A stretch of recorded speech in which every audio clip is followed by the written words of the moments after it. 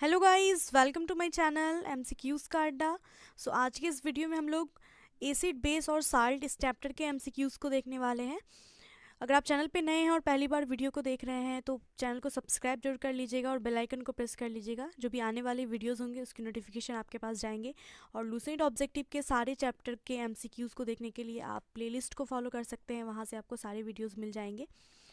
Okay, so start करते हैं इस चैप्टर के एमसीक्यूज़ को देखना। पहला क्वेश्चन है हमारे यहाँ पे, अम्ल अम्ल वह पदार्थ होते हैं, एसिड क्या होता है।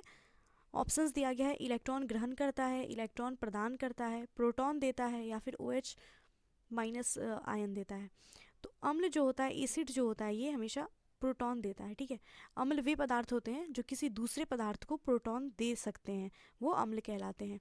और अम्ल क्या होते हैं, अम्ल खट्टे होते हैं। और अम्ल का क्या इस्तेमाल होता है कि ये लिटमस, नीला अगर लिटमस पेपर है तो उसको लाल कर देता है। ठीक है, तो अम्ल क्या होता है, वो किसी दूसरे पदार्थ को जो प्रोटॉन देता है, ठीक है, उसको अम्ल कहते हैं।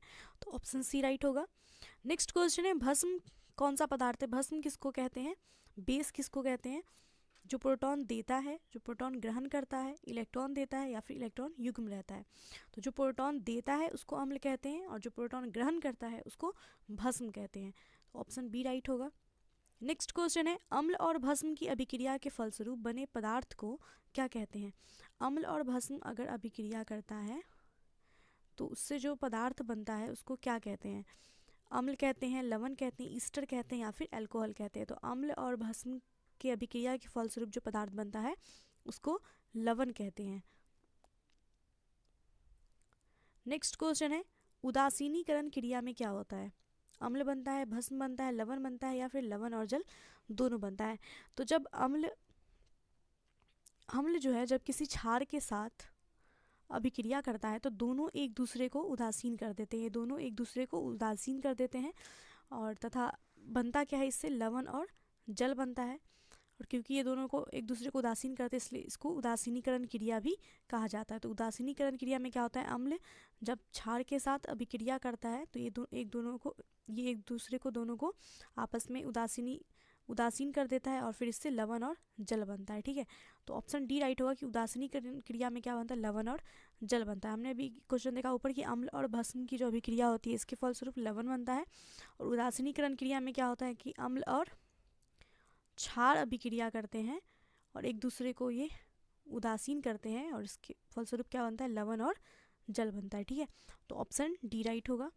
नेक्स्ट क्वेश्चन है, अम्ल एवं भस्म के परीक्षण के लिए किसका उपयोग किया जाता है। ऑप्शन है, litmus paper, cobalt paper, ammonia पत्र या फिर इनमें से कोई भी नहीं। तो अम्ल और भस्म के परीक्षण के लिए लिटमस पेपर का यूज़ किया जाता है। अम्ल जो होता है ये नीले लिटमस को लाल कर देता है और भस्म जो होता है ये लाल लिटमस को नीला कर देता है। देखिए नेक्स्ट क्वेश्चन वही है कि नीले लिटमस पत्र को लाल कौन करता है, अम्ल, भस्म, क्षार या फिर लवण। तो मैंने यहीं पे बताया कि नीले लिटमस को लाल कौन करता है, अम्ल करता है। और लाल लिटमस को नीला कौन करता है, भस्म। नेक्स्ट क्वेश्चन है, लाल लिटमस पत्र को नीला कौन कर देता है, तो ये भस्म करता है। नेक्स्ट है, जल में घुलनशील भस्म को क्या कहते हैं। जो बेस जो कि जल में घुलनशील होता है उसको क्या कहते हैं, अम्ल, क्षार, लवण या इनमें से कोई भी नहीं। तो वैसे बेस, वैसे भस्म जो जल में घुलनशील हो जाते हैं उनको क्षार कहा जाता है। नेक्स्ट क्वेश्चन है, निम्नलिखित में से कौन सा कथन सही है। ऑप्शन है, क्षार में साबुन जैसी चिकनाहट होती है, क्षार लाल लिटमस को नीला कर देता है, सभी क्षार भस्म होते हैं लेकिन सभी भस्म क्षार नहीं होते। तो इसमें से सही कथन हमें बताना है। तो क्षार में जो है साबुन जैसी चिकनाहट होती है, ये कथन सही है। और क्षार का तो काम ही होता है लाल लिटमस को नीला करना और अम्ल का काम होता है नीले को लाल करना। ठीक है, सभी क्षार जो होते हैं वो भस्म होते हैं लेकिन सभी भस्म क्षार नहीं हो सकते। तो ये सारे ही कथन सही है, तो ऑप्शन डी राइट होगा। नेक्स्ट है, सभी अम्ल जल में घुल करके क्या प्रदान करते हैं। OH minus ion, H plus ion, electron या फिर न्यूट्रॉन। तो सभी अम्ल जो होते हैं वो जल में घुलने के बाद क्या करते हैं, ये जल में घुलने के बाद H प्लस आयन प्रदान करते हैं। तो ऑप्शन बी राइट होगा। नेक्स्ट क्वेश्चन है, भस्म का स्वाद कैसा होता है, खारा, खट्टा, मीठा या फिर स्वादहीन। तो अम्ल जो होता है, अम्ल का स्वाद तो खट्टा होता है, भस्म का स्वाद कैसा होता है, भस्म का स्वाद होता है खारा।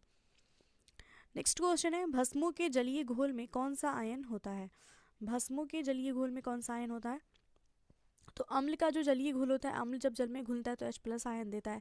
तो भस्म जब जल में घुलता है तो ये क्या देगा, भस्म इसमें H+ देगा, H- देगा, OH- देगा या फिर OH+ देगा। तो भस्म जो है वो OH- आयन देता है, ठीक है। तो ऑप्शन सी राइट होगा, अम्ल H+ आयन देगा और भस्म OH- आयन। नेक्स्ट है सभी लवण क्या होते हैं, वैद्युत अपघट है, वैद्युत अपघट है, स्थायी अपघट है या फिर उदासीन। तो सारे लवण, जितने भी लवण होते हैं ये वैद्युत अपघटे होते हैं। नेक्स्ट क्वेश्चन है पीएच मान का निर्धारण किसने किया था, लिवोजियर ने, प्रिस्टले ने, कैवेंडिश ने या फिर सोरेनसन ने। तो पीएच स्केल जो होता है, पीएच वैल्यू निकाला जाता है जिसमें कि ऐसे 0 से 7 और फिर 14, ठीक है। तो इसमें 7 जो होता है ये उदासीन होता है, ठीक है। 7 जिसका पीएच मान होगा वो उदासीन होगा, 7 से कम जो होता है वो अम्लीय होता है और 7 से अधिक वाला क्षारीय होता है, ठीक है। तो ये जो पीएच मान का निर्धारण है ये सबसे पहले किसने किया था, तो ये करा गया था सबसे पहले 1909 में सोरेनसन के द्वारा, ठीक है। तो ऑप्शन डी राइट होगा, सोरेनसन। नेक्स्ट है शुद्ध जल में हाइड्रोजन आयन सांद्रण का मान कितना होता है। शुद्ध जल जो होता है इसमें हाइड्रोजन आयन सांद्रण का मान कितना होगा, 10⁻⁻⁷, 10⁻⁻5, 10⁻10 या फिर 10⁻14। तो शुद्ध जल में हाइड्रोजन आयन सांद्रण का जो वैल्यू होता है ये 10⁻7 होता है। तो ऑप्शन ए राइट होगा। नेक्स्ट क्वेश्चन है अम्लीय घोल का पीएच मान कितना होगा। तो अम्ल का जो पीएच वैल्यू होता है ये 7 से कम होता है। मैंने आपको बताया कि पीएच स्केल पे 7 जो होता है ये उदासीन होता है और 7 से कम अम्ल होता है और 7 से अधिक क्षारीय होता है। तो अम्लीय घोल का पीएच वैल्यू क्या होगा, 7 तो नहीं होगा, 7 से कम होगा। तो ऑप्शन बी राइट हो जाएगा। नेक्स्ट है क्षारीय घोल का पीएच मान क्या होगा, तो ये 7 से अधिक होगा। नेक्स्ट क्वेश्चन है उदासीन घोल का पीएच मान कितना होता है। तो उदासीन घोल का 7 होता है। तो ऑप्शन सी राइट होगा। जैसे कि पानी, वाटर जो होता है इसका पीएच वैल्यू 7 होता है। नेक्स्ट क्वेश्चन है सभी अम्ल धातुओं से प्रक्रिया करके कौन सी गैस बनाते हैं। तो जितने भी अम्ल होते हैं ये धातुओं के साथ प्रतिक्रिया करके कौन सी गैस निकालते हैं, हाइड्रोजन, नाइट्रोजन, ऑक्सीजन या फिर क्लोरीन। तो सभी अम्ल जो होते हैं ये धातुओं से प्रतिक्रिया करने के बाद कौन सी गैस उत्सर्जित करते हैं, हाइड्रोजन, ठीक है। तो ऑप्शन ए राइट होगा। नेक्स्ट क्वेश्चन है रक्त का पीएच मान कितना होता है। ब्लड का जो पीएच वैल्यू होता है ये कितना होगा, 5, 6.4, 7.4 या फिर 8.0। तो रक्त का जो पीएच वैल्यू होता है ये होता है 7.4। नेक्स्ट क्वेश्चन है दूध का पीएच मान कितना होता है, 6.1, 6.6, 7.4 या फिर 8.0। दूध जो होता है इसका पीएच वैल्यू होता है 6.6, 6.4 से लेकर के 6.8 के बीच होता है दूध का पीएच वैल्यू। तो ऑप्शन बी राइट होगा, 6.6। नेक्स्ट क्वेश्चन है हाइड्रोक्लोरिक अम्ल एसिटिक अम्ल से अधिक शक्तिशाली क्यों है। हाइड्रोक्लोरिक अम्ल जो है ये एसिटिक अम्ल से अधिक शक्तिशाली क्यों है। ऑप्शन से इसमें हाइड्रोजन अणु की संख्या कम होती है, ये H+ आयन उत्पन्न करने हेतु संपूर्ण आयनित हो जाता है, इसमें क्लोरीन होता है, इसमें ऑक्सीजन नहीं होता है। तो हाइड्रोक्लोरिक अम्ल जो है HCl जो है ये एसिटिक अम्ल से अधिक शक्तिशाली है क्योंकि ये H+ आयन उत्पन्न करने हेतु संपूर्ण आयनित होता है, ये पूरा आयनित होता है, इसलिए ये अधिक शक्तिशाली है। तो ऑप्शन बी राइट होगा।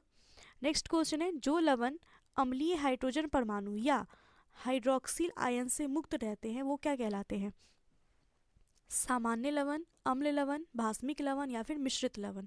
तो वैसे लवण जो अम्लीय हाइड्रोजन परमाणु या हाइड्रोक्सिल आयन से मुक्त रहते हैं वो सामान्य लवण कहलाते हैं। तो ऑप्शन ए राइट होगा। नेक्स्ट है निम्नलिखित में से कौन सामान्य लवण नहीं है। सामान्य लवण इनमें से कोई नहीं, कौन सा नहीं है, ठीक है। Na2SO4, NaHSO4, Na3PO4 या फिर CaSO4। तो इनमें जो सामान्य लवण नहीं होगा ये NaHSO4 जो है ये सामान्य लवण नहीं है। नेक्स्ट है जटिल लवण कॉम्प्लेक्स साल्ट का उदाहरण क्या है। तो कॉम्प्लेक्स साल्ट जो है ये सारे ही कॉम्प्लेक्स साल्ट में आते हैं। तो ऑप्शन डी राइट होगा इनमें से सभी। नेक्स्ट है मोहर लवण क्या है, सरल लवण है, संकर लवण है, द्विक लवण है या फिर जटिल लवण है। तो मोहर लवण जो है, मोहर साल्ट ये द्विक लवण है। नेक्स्ट क्वेश्चन है सूची 1 को सूची 2 से सुमेलित करना है। सामान्य लवण कौन है, अम्लीय कौन है, क्षारीय कौन है, द्विक कौन है। तो इसमें सामान्य लवण जो है ये बेरियम क्लोराइड ये सामान्य लवण है। अम्लीय लवण है सोडियम बाइकार्बोनेट। क्षारीय लवण इसमें है फेरिक हाइड्रोक्साइड और द्विक लवण है फिटकिरी। फिटकिरी जो है एलम ये द्विक लवण है। सामान्य लवण बेरियम क्लोराइड है, अम्लीय लवण सोडियम बाइकार्बोनेट है और क्षारीय लवण फेरिक हाइड्रोक्साइड है। तो ए का 2 है, ठीक है, बी का 3 है, सी का 4 और डी का 1 है। तो ऑप्शन बी राइट हो जाएगा। नेक्स्ट क्वेश्चन है, निम्नलिखित में से कौन सा कथन सही है? कथन है कि अम्ल स्वाद में खट्टे होते हैं तथा H प्लस आयन देते हैं। तो हमने देखा था कि अम्ल जो होता है ये स्वाद में खट्टा होता है और ये क्या देता है, H प्लस आयन देता है। तो ये कथन तो सही है। दूसरा है, अम्ल स्वाद में खट्टे होते हैं, OH माइनस आयन देते हैं। तो H माइनस आयन तो नहीं देते हैं, जब H प्लस आयन देते हैं ना, तो ये वाला कथन तो गलत हो जाएगा। तीसरा कथन है, क्षार स्वाद में कड़वे होते हैं और ये OH माइनस आयन देते हैं। तो हमने देखा था कि क्षार जो होता है ये OH माइनस आयन देता है और अम्ल H प्लस आयन देता है। तो पहला और तीसरा कथन सही है, दूसरा वाला गलत है। तो सही कथन कौन है, पहला और तीसरा। तो ऑप्शन ए यहाँ से राइट होगा। नेक्स्ट क्वेश्चन पे आते हैं, हाइड्रोजन सभी अम्लों का एक आवश्यक अवयव है, ये सर्वप्रथम किसके द्वारा कहा गया था? हाइड्रोजन जो होता है ये सभी अम्लों का एक आवश्यक अवयव होता है, ये किसने कहा था? ये जो कथन ये कहा गया था डेवी के द्वारा। ठीक है, किसने कहा था? डेवी ने कहा था। नेक्स्ट क्वेश्चन है, लवण जो जल का अवशोषण करते हैं क्या कहलाते हैं? तो वैसे लवण जो जल का अवशोषण कर लेते हैं वो क्या कहलाते हैं? हाइग्रोस्कोपिक लवण, एनहाइड्रस लवण, हाइड्रोफिलिक लवण या फिर हाइड्रोफोबिक लवण। तो वैसे लवण जो जल का अवशोषण कर लेते हैं वो कहलाते हैं हाइग्रोस्कोपिक लवण। ऑप्शन ए राइट होगा। नेक्स्ट क्वेश्चन है, पीएच मूल्यांक दर्शाता है निगेटिव से फोटो बनाने में काम लाने वाले रसायन की गुणवत्ता को, किसी घोल के अम्लीय या क्षारीय होने का मूल्यांकन, भूकंप की तीव्रता का मूल्यांकन या फिर दूध की शुद्धता का मूल्यांकन। पीएच मूल्यांकन क्या दर्शाता है? पीएच वैल्यू में मतलब क्या देखते हैं हम लोग कि ये पीएच वैल्यू से हमें पता चलता है कि कौन किसी घोल का अम्लीय या फिर क्षारीय होने का मूल्यांकन, यानी कि अम्लीय है या क्षारीय है, इसका मूल्यांकन किया जाता है पीएच वैल्यू से। तो ऑप्शन बी राइट होगा। नेक्स्ट क्वेश्चन है, अमोनियम क्लोराइड का जलीय विलयन क्या होता है? ऑप्शन है अम्लीय, क्षारीय, उदासीन या फिर रंगीन। अमोनियम क्लोराइड जो होता है इसका जलीय विलयन क्या होता है? क्षारीय होता है। नेक्स्ट है, निम्नलिखित में से कौन अम्लीय लवण है? इनमें से कौन है जो कि अम्लीय लवण है? तो अम्लीय लवण जो है इसमें से वो H2CO3 जो है ये अम्लीय लवण होगा। नेक्स्ट है, निम्न में किस लवण का जलीय विलयन लाल लिटमस को नीला कर देगा? लाल लिटमस को नीला कौन करता है? पहली बात तो क्षार करता है, क्षार का काम होता है ना लाल लिटमस को नीला कर देना। तो इनमें कौन है जो लाल लिटमस को नीला कर देगा? किसका जलीय विलयन है जो लाल लिटमस को नीला करेगा? तो Na2CO3 जो ये क्षार है और ये लाल लिटमस को नीला करेगा। ठीक है। नेक्स्ट क्वेश्चन है, जलीय विलयन की अम्लता के परीक्षण के लिए कौन सा उपकरण प्रयुक्त किया जाता है? जलीय विलयन की अम्लता के परीक्षण के लिए किस उपकरण का इस्तेमाल करते हैं? Hygrometer, acid meter, pH meter या फिर ई मीटर। तो अम्लता का परीक्षण हो या क्षारता का परीक्षण हो ये कैसे पता होता है? पीएच मीटर से। नेक्स्ट है, मनुष्य के खून के पीएच वैल्यू क्या होता है? कम अम्लीय, अधिक अम्लीय, कम क्षारीय, अधिक क्षारीय। तो हमने क्या देखा था कि खून का जो पीएच वैल्यू होता है ये 7.4 होता है। तो 7.4 क्या हो जाएगा?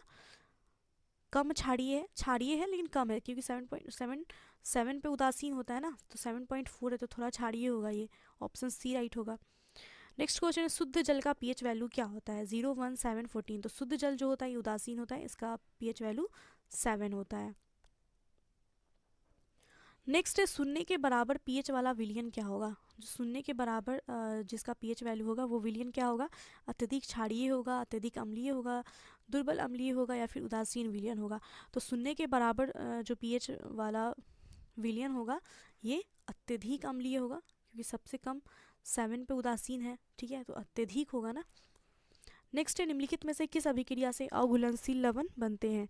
ऑप्शन है उदासीनीकरण अभिक्रिया, ऑक्सीकरण, अवक्षेपण अभिक्रिया, फिर अपचयन अभिक्रिया। तो इसमें अघुलनशील लवण जो है ये किस अभिक्रिया से बनेंगे? अवक्षेपण अभिक्रिया से अघुलनशील लवण बनते हैं। तो ऑप्शन सी यहाँ से राइट होगा। So guys, thanks for watching this video and please video को लाइक कर दीजिए एंड चैनल पे नए हैं तो सब्सक्राइब जरूर कर लीजिएगा और बेल आइकन को प्रेस कर लीजिएगा।